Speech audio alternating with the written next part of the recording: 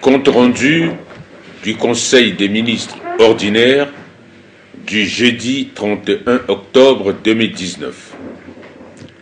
Le jeudi 31 octobre 2019, sous la très haute présidence de son Excellence, professeur Faustin Archange Touadéra, président de la République, chef de l'État, le Conseil des ministres a tenu sa séance ordinaire à 16h50 autour de l'ordre du jour suivant: les interpellations, les dossiers à examiner et les divers.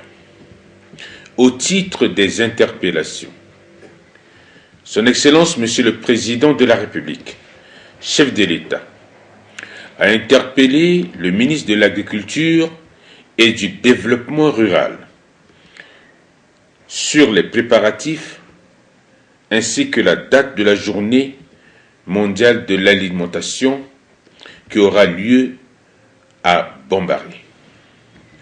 En réponse, Monsieur le ministre a indiqué que 2 missions se sont rendues à Bambari pour évaluer les travaux préparatoires de cette importante journée, et la journée du 18 novembre 2019 a été retenue pour cette célébration. Son Excellence, Monsieur le Président de la République, chef de l'État, a interpellé le ministre chargé du secrétariat général du gouvernement sur les préparatifs de la fête du 1er décembre 2019, marquant le 61e anniversaire de la proclamation de la République centrafricaine. En réponse, le ministre a indiqué que le Comité national des fêtes s'est déjà réuni et les besoins des entités ont été centralisés. Les séances d'entraînement au défilé ont commencé depuis le mercredi 30 octobre 2019. Le projet de budget relatif à ces événements sera soumis au prochain Conseil de cabinet. Enfin, Son Excellence, Monsieur le Président de la République, chef de l'État, a aussi interpellé Madame le ministre de la Promotion de la Femme, de la Famille et de la Protection de l'Enfant sur la question liée à la traite des personnes. En réponse, Madame le ministre a informé le Conseil qu'un dossier est en préparation et sera présenté au prochain Conseil de cabinet. Au titre des dossiers à examiner, le ministre des Travaux publics et de l'Entretien routier a soumis à l'examen du Conseil un dossier relatif aux activités de péage et de paysage en République centrafricaine. Dans le cadre de la politique du désenclavement intérieur et extérieur de notre pays et surtout de la protection du domaine routier, notamment les infrastructures routières revêtues sur l'ensemble du territoire national, il a été installé des équipements de péage et de paysage sur les grands axes routiers. Ces équipements avaient pour objectif d'assurer la durabilité des infrastructures routières par le biais de contrôle du poids à l'essieu, de générer des redevances pour l'entretien des routes et enfin de créer des emplois afin de réduire le chômage à travers le recrutement des agents de péage et de pèse-essieu. De l'analyse du fonctionnement et de l'impact de gestion des postes de péage et de paysage sur la protection et l'entretien du patrimoine routier en République centrafricaine, par une équipe technique mise en place à cet effet, il ressort ce qui suit. La vétusté des équipements et matériel entraînant régulièrement des pannes, la surcharge des véhicules à destination de Bangui entraînant aussi la dégradation et la réduction de la durée de vie des infrastructures routières, l'inadaptation des équipements et matériels à l'environnement actuel et aux normes internationales, le faible niveau de mobilisation des recettes de péage et pesage, l'édition des tickets parallèles par les contrôleurs et agents des postes de pesage et péage. De ce qui précède, le ministre a sollicité l'accord du Conseil pour la concession de cette activité à la société Afrique Pesage afin d'assurer la surveillance et le trafic. Dans ce cas, cette société, selon le ministre, a fait ses preuves dans de nombreux pays africains tels que le Congo, le Sénégal, le Togo, la Côte d'Ivoire et le Libéria.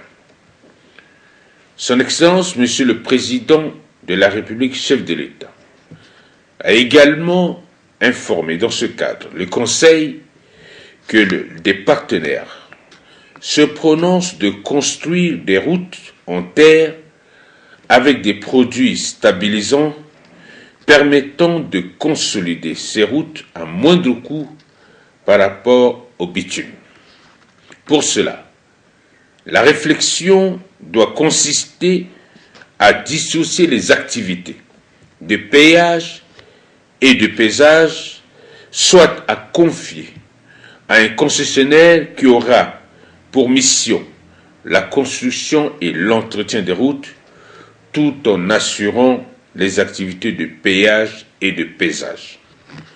Au terme des débats riches, Son Excellence, Monsieur le Président de la République, chef de l'État, a instruit les ministres des Travaux publics et de l'entretien routier, des Finances et du Budget, ainsi que celui des Transports et de l'Aviation civile, de revoir ce dossier tout en prenant en compte les orientations du Conseil avant la nouvelle saisie du dit Conseil. Le ministre de l'Administration du Territoire et de la Décentralisation a soumis à l'examen du Conseil un projet de loi relative aux partis politiques et au statut de l'opposition en République centrafricaine. Les partis politiques sont jusqu'aujourd'hui régis par l'ordonnance numéro 05.007 du 2 juin 2005. Cette ordonnance présente des insuffisances qui ne permettent pas une bonne gestion des activités politiques. Cependant, l'accord politique pour la paix et la réconciliation en République centrafricaine, signé à Bangui le 6 février 2019 en son article 4, notamment les points E et F, a confié au gouvernement la responsabilité de procéder à la révision de la dite ordonnance pour l'adapter au contexte de l'heure. C'est dans cette optique que le ministère en charge de l'administration du territoire et le secrétariat technique du comité exécutif de suivi de l'accord de Bangui se sont mis au travail pour élaborer ce projet de loi. À cet effet, le ministre a sollicité l'accord du Conseil pour l'examen et l'adoption du dit projet de loi qui tient compte de nos réalités et va contribuer au bon fonctionnement des partis politiques et à la consolidation de la démocratie dans notre pays. Après débat, le Conseil a marqué son accord et a adopté avec amendement le dit projet de loi qui sera transmis à l'Assemblée nationale pour examen et adoption. Le ministre chargé du secrétariat général du gouvernement a soumis à l'examen du Conseil deux dossiers. Le premier dossier est relatif à la mise en place du secrétariat permanent de la gouvernance nationale des communications électroniques. En effet, le ministre des Postes et Télécommunications avait saisi le Conseil des ministres en date du 20 juillet 2017 sur le projet de décret portant organisation et fonctionnement du secrétariat permanent de la gouvernance nationale des communications électroniques. Dans sa décision rendue le 20 juillet 2017, le Conseil avait adopté le dit projet de décret avec amendement tout en demandant au ministre d'adresser une requête au Conseil d'administration de la Banque mondiale en vue de permettre la validation du dit projet. Le ministre des Postes a de nouveau introduit une note lors du Conseil de cabinet du 1er octobre 2019, tout en dénonçant le deuxième paragraphe de la décision du Conseil des ministres qui lui avait demandé de saisir le Conseil d'administration pour la validation du dit projet de décret. À cet effet, le Conseil a instruit le ministre chargé du secrétaire général du gouvernement de vérifier l'historique de la note relative au dit projet de décret et de lui rendre compte. Il ressort de cette vérification que la décision notifiée est conforme au compte rendu du Conseil des ministres du jeudi 20 juillet 2017. Il convient de préciser que le fonctionnement de cet organe repose entièrement sur le budget national. De ce fait, l'avis de la Banque mondiale ne paraît pas déterminant pour la mise en place de cette structure qui revêt une importance capitale dans la mise en œuvre des réformes du secteur. Après échange, Son Excellence, Monsieur le Président de la République, chef de l'État, a instruit le ministre des Postes et Télécommunications de soumettre à nouveau le projet de décret portant organisation et fonctionnement du secrétariat permanent de la gouvernance nationale des communications électroniques à l'examen du Conseil pour décision à prendre. Le second dossier est consécutif au projet de décret portant organisation et fonctionnement du ministère chargé du secrétariat général du gouvernement et fixant les attributions du ministre. En effet, le ministère chargé du secrétariat général du gouvernement, en sus de ses missions traditionnelles, s'est vu assigner, à travers la lettre de mission de son Excellence Monsieur le Premier ministre, chef du gouvernement, des missions complémentaires, à savoir la formulation des politiques publiques, le suivi et évaluation de la politique gouvernementale et son impact, ainsi que l'organisation des séminaires gouvernementaux. L'accomplissement de ces nouvelles missions nécessite le réajustement de la structure organique du ministère. C'est ainsi que la relecture du décret organique numéro 18.085 du 10 avril 2018 a permis la suppression de la direction des relations publiques et la création de la direction de suivi et évaluation des politiques publiques, jadis rattachée à la direction générale de l'action gouvernementale. Il est à noter qu'en termes de coûts, cette relecture n'a pas engendré des charges supplémentaires sur le budget national du fait qu'il n'a pas eu création de nouveaux postes de responsabilité. À cet effet, le ministre a sollicité l'accord du Conseil pour l'adoption du dit projet de décret. Après débat, le Conseil a marqué son accord et a adopté le dit projet de décret. Le ministre de la Communication et des Médias a soumis à l'examen du Conseil une note relative à la relecture du projet de loi sur la liberté de la communication en République centrafricaine. Le secteur des médias est régi de nos jours par ordonnance numéro 05.002 du 22 février 2005 relative à la liberté de la communication en République centrafricaine. Cette ordonnance présente l'inconvénient d'être muette sur la question des médias communautaires et des médias en ligne. En outre, elle ne donne pas au Haut Conseil de la communication les moyens de coercition nécessaires pour remplir efficacement sa mission. Fort de ces constats, et se faisant l'écho des souhaits exprimés par les professionnels des médias, lors des premiers états généraux des médias, le ministère de la Communication et des Médias a saisi l'opportunité et de l'appui apporté par l'organe de régulation des médias, par l'Organisation internationale de la francophonie OIF et l'ONG Internews pour favoriser une large concertation des acteurs de la presse qui a abouti à l'élaboration de ce projet de loi.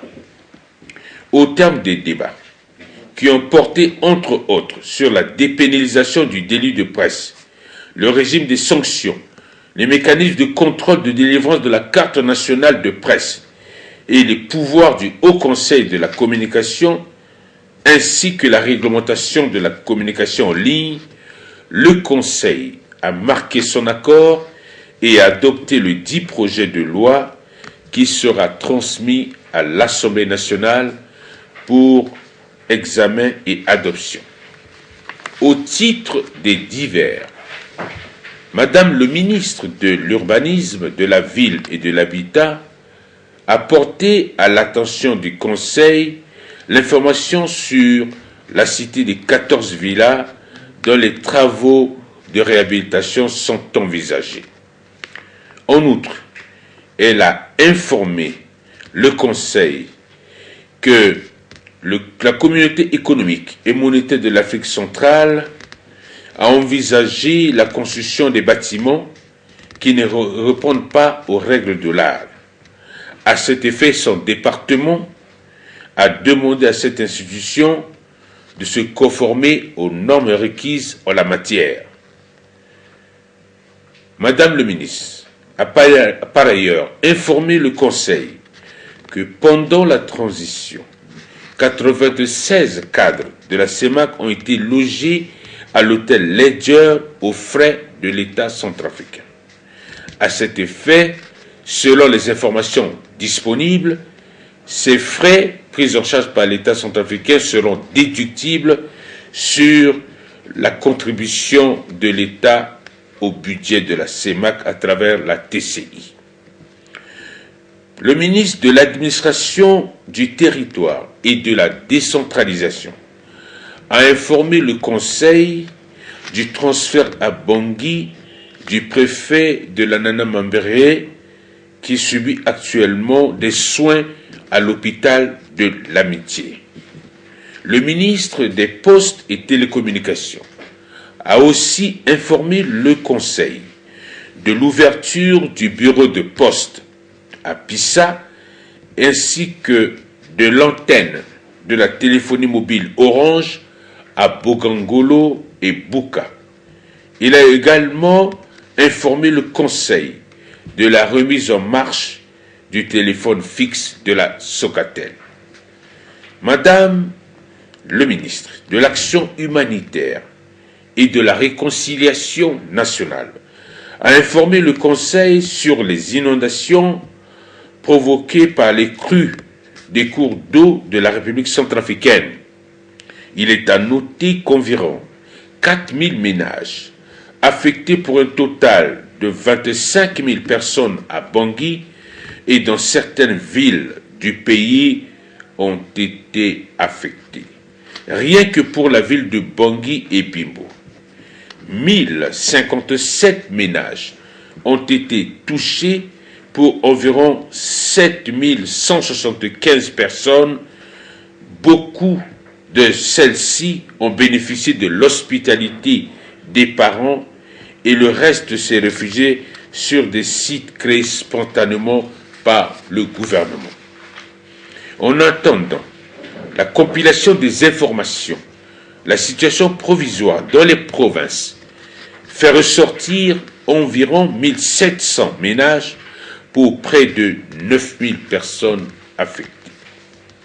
Le gouvernement, depuis le début de cette crise, pour faire l'évaluation à peu près exacte de la situation, en vue d'apporter des réponses appropriées, a mobilisé les moyens nécessaires pour soutenir nos compatriotes dans ces conditions difficiles. C'est pourquoi une cellule de crise a été mise en place par son Excellence Monsieur le Premier ministre, chef du gouvernement, sous la coordination du ministre de l'Action humanitaire et de la Réconciliation nationale.